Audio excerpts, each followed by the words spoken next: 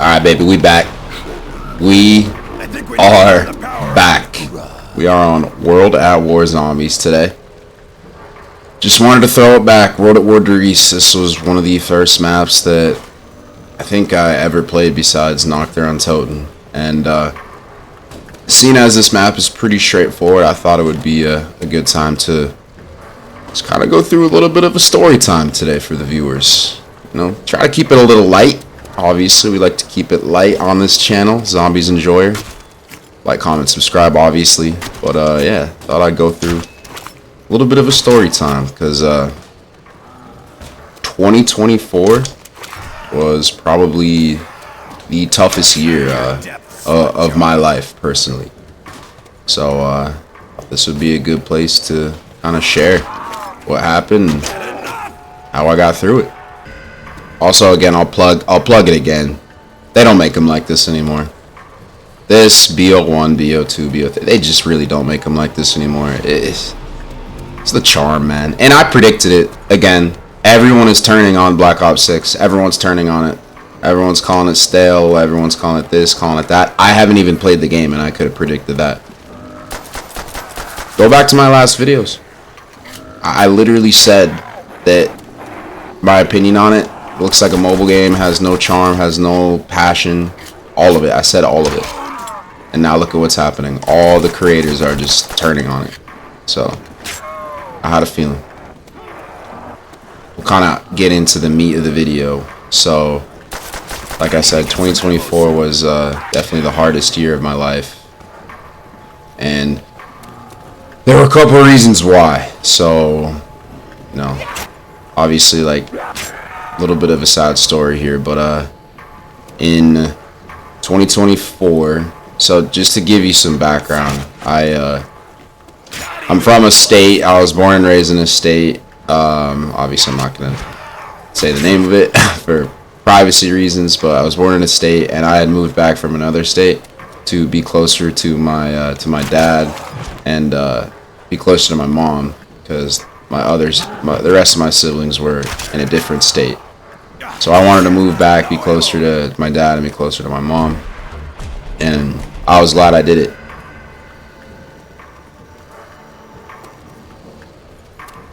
I moved back and was in that state for like 4 years or something like that, 4 years. And during that time, like, I really got close to my dad. I don't know if anyone can relate to this, but there's a time in your life when your parent doesn't really feel like your parent. Like, they feel like your parent, but they're also your friend. And my dad and I had really developed that bond. Like, I didn't really look at him. I looked at him as my dad, but also like one of my best friends. And like, that was attributed to the time that we got to spend together in my adulthood. Because I moved back like in my early 20s, mid 20s, and then now I'm in my later 20s. But anyways, we spent a ton of time together. I really got to know him just like as a friend and as a best friend that I just loved. It meant the world to me, and there was just so many fun conversations that we would have, and you know, we would just talk about life, talk about you know, talk about dating, girls, all that stuff, and just talk about like the past and the future. And it was just really cool to like go through that with him and experience that. So I was in that state, and I actually was living at home with him for like 9 months, which was cool too. I was just like in between apartments, and I thought I'd just move home, save money on rent. And then eventually I moved out and moved to a nearby city, and I still like tried to hang out with him at least once a week, hang out with my mom once a week.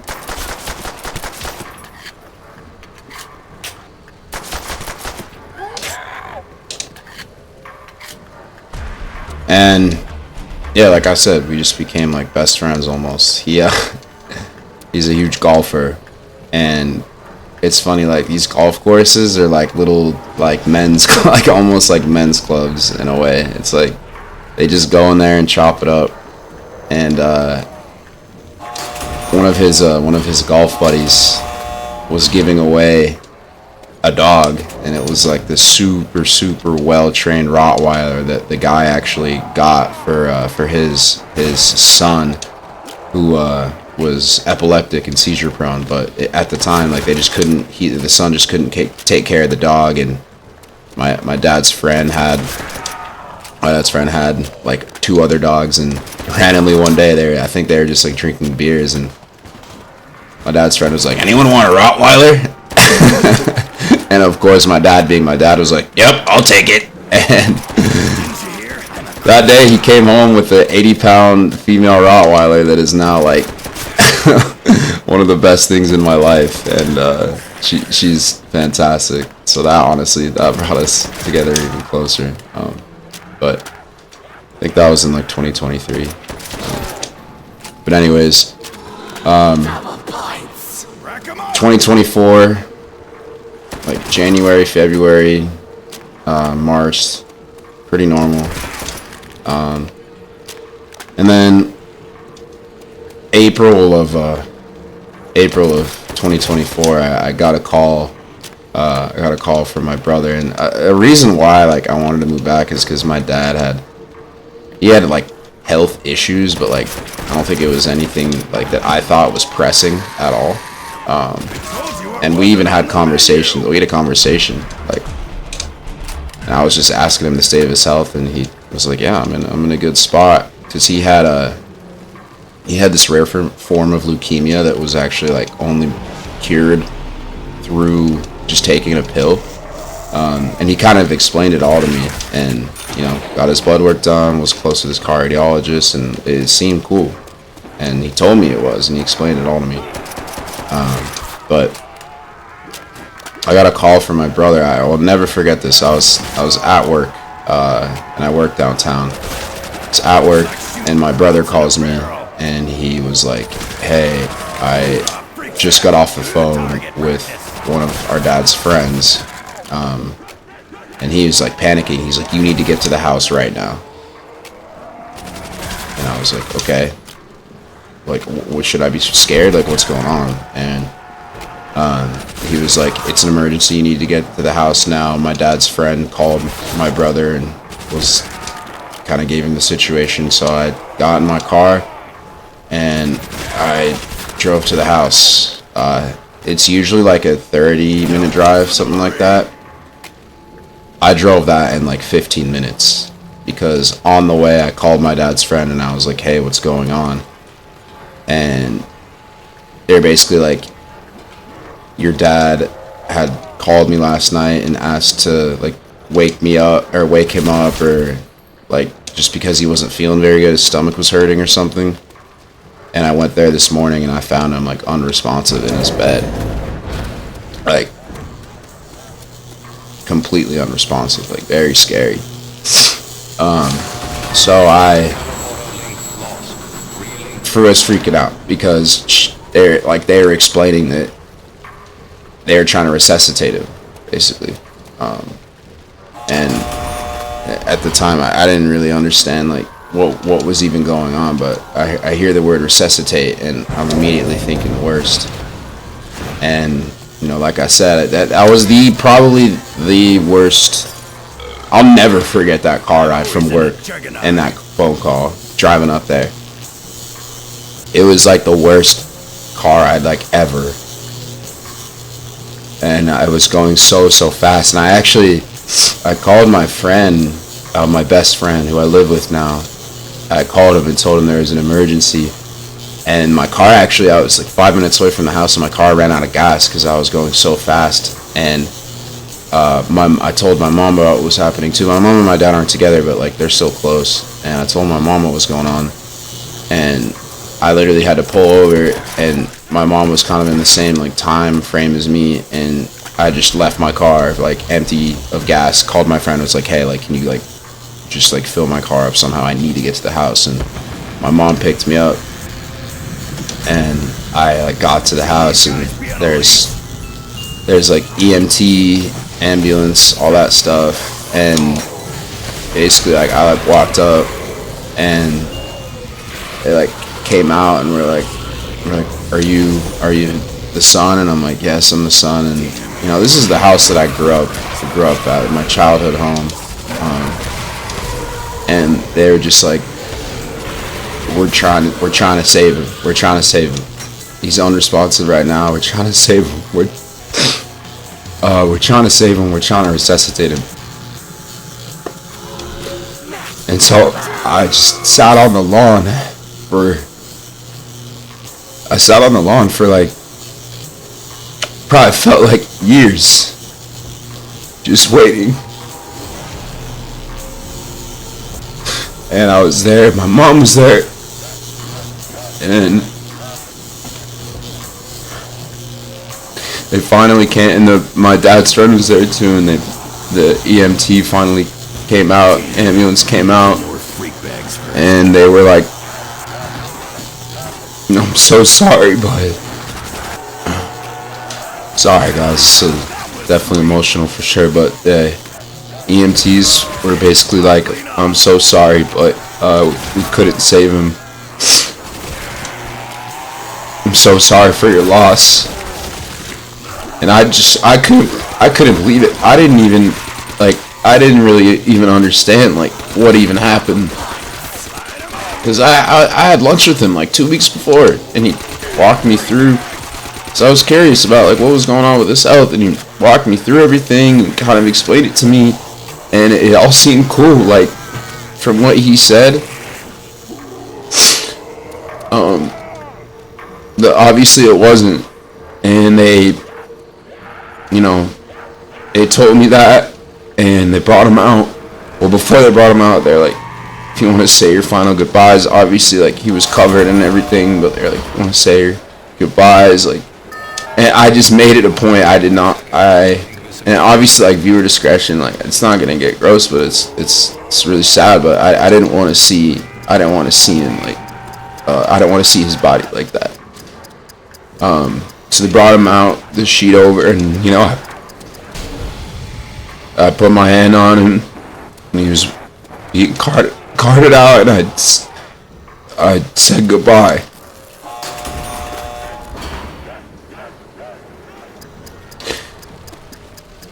And my mom's there, and my friends are there, and it was horrible.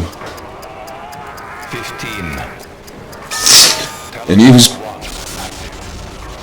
wasn't like an old man. He obviously was older, like in his older ages. He was 63. I just did not expect. It just came out of nowhere. It was just completely out of nowhere. And that was in April of 2024, and I don't know if anyone listening has ever lost a parent, but it's really hard. Losing a parent is very, very hard. And kind of like I prefaced before, like he was not just my dad. He had become one of my best friends. And yeah, that was really the worst part of the year for sure. Definitely the worst part of my year. One thing that gave me solace was kind of like I've spoken about. We had lunch like 2 weeks before, and we were talking about dreams, and I was just kind of asking him like, "Oh, like what have your dreams been like lately?" Like, I've been having some interesting dreams, and he told me about this dream where he had woken up, because like, my dad, obviously he had this like leukemia in remission, but that's still like it causes like pain and strain on the body, and the medicine that he was taking like wasn't easy, and he had gotten in a motorcycle accident a couple years before that, and his leg was definitely like injured from that and hurt from that. So like, and he was getting older as well, but like he explained that in the dream he woke up and it felt like he was in heaven. It felt like he felt no pain. And he told me that it just felt like complete bliss. It felt like he was in heaven. And you know, when he said that, I was like, whoa, that's pretty cool. Like, I hate to hear that, you know, you're in this pain, blah blah blah. But and he was like, yeah, I mean, I've been through a lot of old age stuff and health, but you know, I'm happy that you're here and I love you, blah blah blah. And you know, when he said that, didn't think much of it, but that was the story that I actually like shared at his funeral, because it does give me solace that he's up there and he's not in pain anymore, you know. And he's not in pain anymore. And if anyone's curious, what happened was he had a gastrointestinal bleed, which essentially is like from the medicine that he was taking. So it was newer and they were still monitoring it. It was putting like a hole in his gut, basically. So there came a point where it just opened it up, and he basically, and obviously viewer discretion advised, he just bled out overnight. So that was the start of the year. And I'm still working through that, obviously. And then I had like I said, I was at that job, and I had done really, really well the year before. 2023 was a great year. And I was doing very, very well. But after that happened, right, like everything changed for me. Like priorities changed. Things just weren't necessarily the same. I was still working very hard, and I had like a new why. My new why was, you know, I'm gonna work hard for my dad and work hard for building that legacy that I want to for him, right? And you know, I want to have kids, and I want him to have a grandchild. That was what I had, but I still needed that time just to like recover and get through. And unfortunately, the organization that I was with, you know, they were empathetic, sympathetic, whatever you want to call it, for like 2 weeks, and then it just went back to business as usual, like treating me like basically just like a cog in the machine, a robot, like very, very strong, like lack of empathy. And there just came a breaking point where I just was like, I cannot do this, like the way that you guys are like trying to treat me through this, like at the end, and putting these crazy expectations on me, even though like I was the top rep the year before. It was just a terrible fit. And without getting into too much like detail or whatever, like they essentially put me on a performance plan, not even for like amount of dollars closed, but for pipeline built, and it was completely unattainable. Like it was one of those plans that it's like, you're not gonna get this, but we're just doing this because the senior leadership essentially like sees you as a number and sees you're not built with your pipeline, so we're going to put you on a plan. And basically a performance plan is like, if you don't get to this number by X date, they gave me 10 days, by the way, 10 business days to build, like, I can't remember what the number was, but an obscene amount of pipeline. And they're like, if you can't do this in this amount of days, then, you know, we have to go our separate ways. And I was like, I looked at my manager in the face and I was like, you know, this is impossible, right? And I don't understand why. Everything that I've been through, this was in August, by the way, everything that I've been through, why there has been no buffer or like leeway. Because I took time off, like from my dad dying, my parent dying. And now you guys put this in front of me after I've been working my tail off to catch up. And you've seen the metrics that I've put in. Because I was working my butt off. Like I was working so hard, like putting in more work than anyone on the team just to catch myself back up. And the numbers just weren't there, and that's, you know, it's kind of just the nature of the role, right? Like, control what you could control, and I was controlling everything that I could have. And he looked at me and he was like, yeah, I know, it's messed up. Basically, like, he knew that it was pretty ridiculous and unattainable, and I was like, this is crazy, guys. Like, everything that I did for the company last year, being the top rep, like, bringing in so much business, it just felt ridiculous to me. So I was like, yeah, no, I'll take the severance. I'm not gonna continue on this. So took the severance, took the plan, and did not take the plan, excuse me, and we went our separate ways. So that was in August. I lost my job, or parted ways with my job, whatever you want to call it, and that was really horrible too, because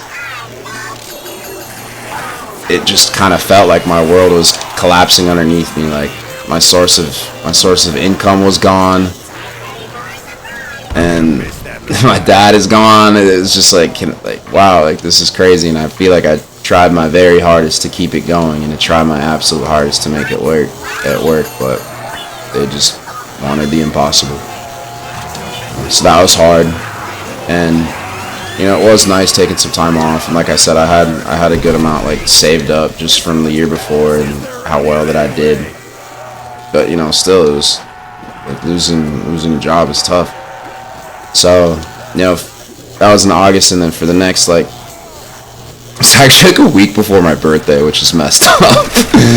But for the rest of the year, or for the next couple months, I was just trying to get a job. I was just looking for jobs, because I needed that purpose. I needed something to do. I needed to build towards that legacy that I kept talking about, and that fire under my butt.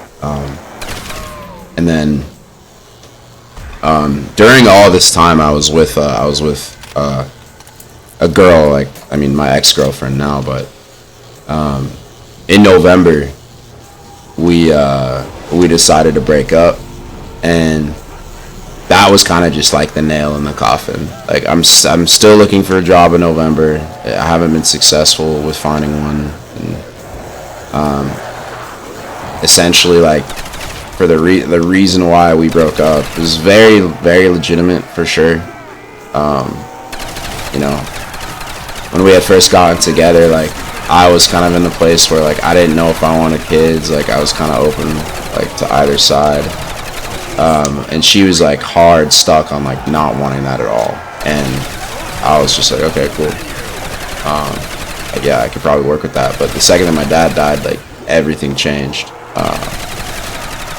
And I'm getting overwhelmed here. I feel like I need to throw another one. I feel like I need to run trains or something. This is getting crazy.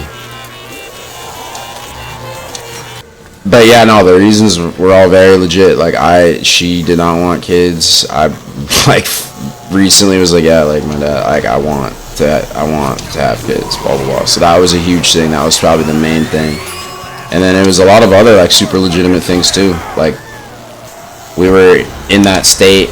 I wanted to move. There was just so much pain where I was in that place, and I wanted to get out of there. She wanted to move too, but did not want to move where I wanted to move.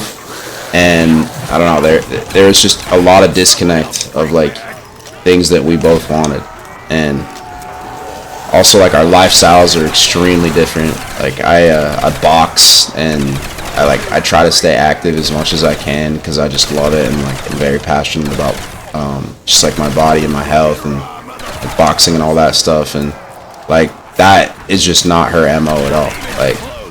It became hard to find overlap in our lives, and be able to connect in different ways besides going to dinner and getting drinks and watching movies. I wanted more out of life. I wanted to do that with someone, but she just didn't. She wanted to continue just doing what she was doing, and that was that. And I can't blame her for that, right? That's just honestly it was just a bad fit, and it's a bummer, right? Because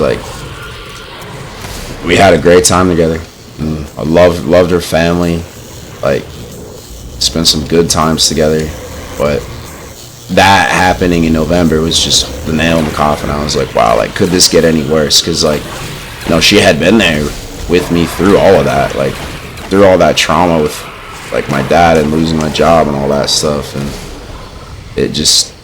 it it was just so much that I was kind of just, because like we were together for like a year and a half, so like breaking up with someone, and especially in like a positive way, like a not toxic way, in like a very adult way, it's almost worse, because it's like, well, there's just like not a fit due to like things that have like popped up and come down the line. And yeah, I honestly, I felt like I had just like lost like one of my best friends, right? And like that was probably that like first couple of days, like that first week. Ooh, that was brutal. That was really tough. And not to knock her, but like kind of the way she approached it and like went about it was like really weird, because it's not that it like came out of nowhere, but the conversation was brought up. Like we had a similar one before, but the way it was brought up was like kind of out of nowhere, I would say, like the next week. And it was like I wasn't expecting it at all, honestly. I was like kind of shocked by it, but it made sense, right? But just kind of the way she went about it was like kind of whack, I'm not gonna lie. Like it was just like, yo, like you're this compartmentalized that you're just gonna be able to do this like so easily like that. And it wasn't like easy, obviously. It was very emotional and crying and stuff, but yeah, that was a very emotional conversation, but it definitely felt like it came out of nowhere. And she did it the night before I was leaving to New York to like visit one of my buddies. So I'm just like, wait, like what? Like, okay, like, yeah, I guess I'm supposed to go have fun in New York now, or like after like this just happened and it feels like my world's falling apart. Okay, so very weird. I mean, again, that's like another reason why there is definitely a disconnect in the relationship, and like how that things like that are even handled. But I always wish her well. But anyway, so like I was down bad like that first week, for like first couple of weeks, and then I was like, all right, like after that like first couple of days, I was like, it's time to turn it around. It's time to turn it around. And this is where the story gets happy, because I made it my absolute mission to get where I wanted to be, which was in this new state where my sister lived, and where my dad and I's dog was, because my sister took the dog just to like help her get through the process or whatever. And I was like, yeah, you can take her. I'm gonna be there. I will be there.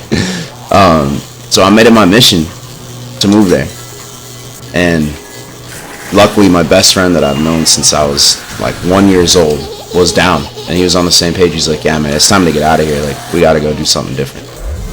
So I made it my mission to get out here, and we put together a plan. We aligned everything with our leases, and we made it happen. And in conjunction, I'm also deep in the interview stages for jobs and remote work. And over like a couple weeks, like we're making plans and making moves to move to this state. We're flying out there, looking at apartments. Like, this is our plan, this is our mission, and I'm interviewing, and I end up getting an offer for a really, really great company and a really great opportunity. And when that happened, I remember, I'll never forget that. I got the offer because I've been interviewing for a while, and I got the call, and I hung up the phone and I just started crying. Like, that was probably the hardest I've ever cried, because it finally had felt like things were starting to turn around. It finally, like, that was it. That was that nugget. Finally.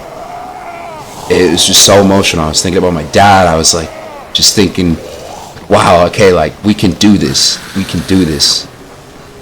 And, part of the reason why I wanted to, like, talk about this is because, like, even when things are as horrible as kind of like what I just went through and talked about, like, and people told me this throughout, they're like, one foot in front of the other, man, you can do this, just take care of yourself, one foot in front of the other. It is true. Like, it's corny, but it's true. One foot in front of the other. Develop a mission, or develop a plan, develop a goal, something to just work towards. And that's exactly what I did. And I am now in this new place, and I joke, I don't joke, but I tell people all the time, it's the happiest I've ever been in my entire life. Like, oh, This is so sketchy in here. I gotta get out of here.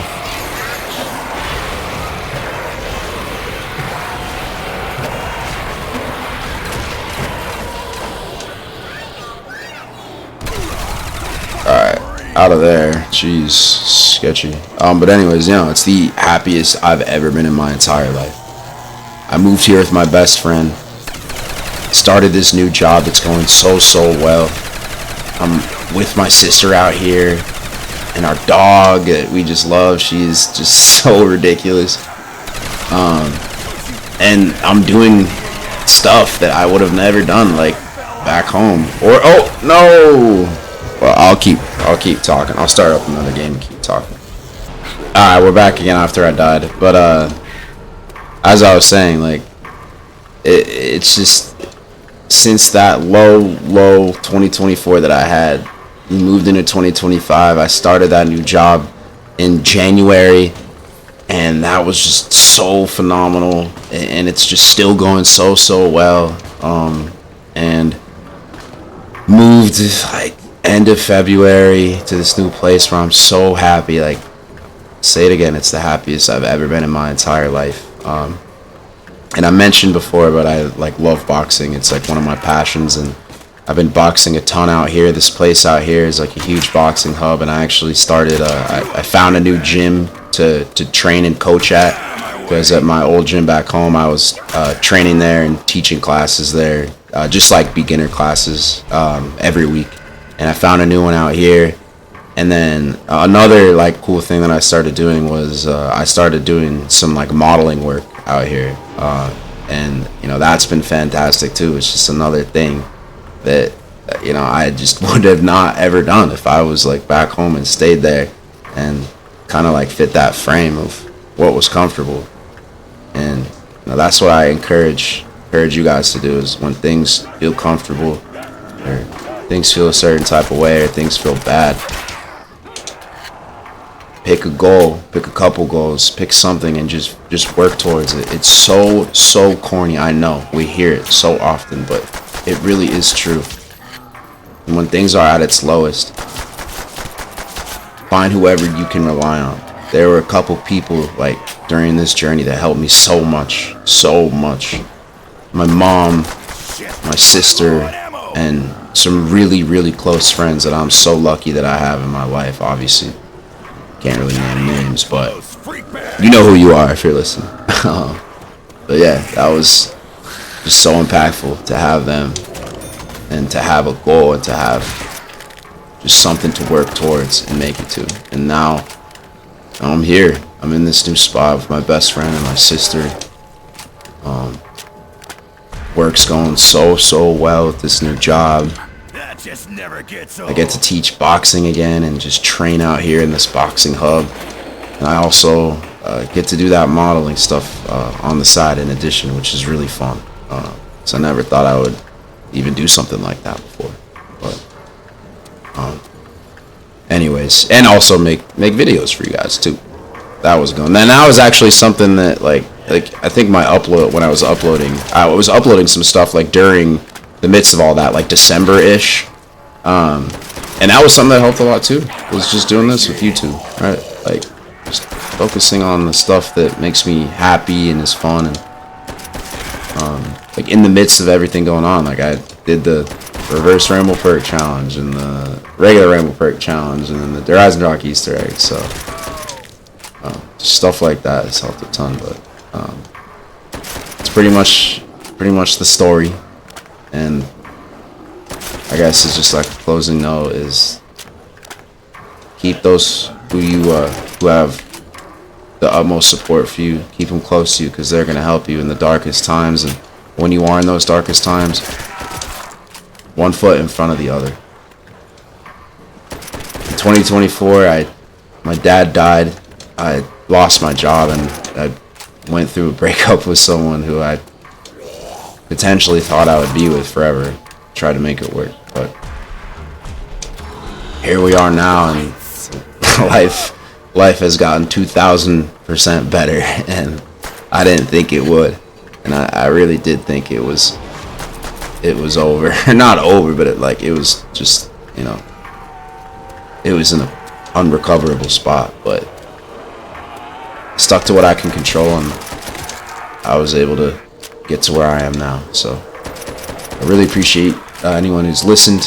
Obviously, like, comment, subscribe for the older zombies content. Obviously, we are the zombies enjoyer. We enjoy all the older stuff. And I think I'm gonna try next the Die Rise remastered map that Dobby and Zella just released. It looks pretty solid. So, anyways, this has been Zombies Enjoyer signing off. Hope you guys have a good rest of your day, morning, evening, whenever you're watching this. And yeah, your head up. Keep it locked. No crash outs. No crash outs. All right. Bye, guys.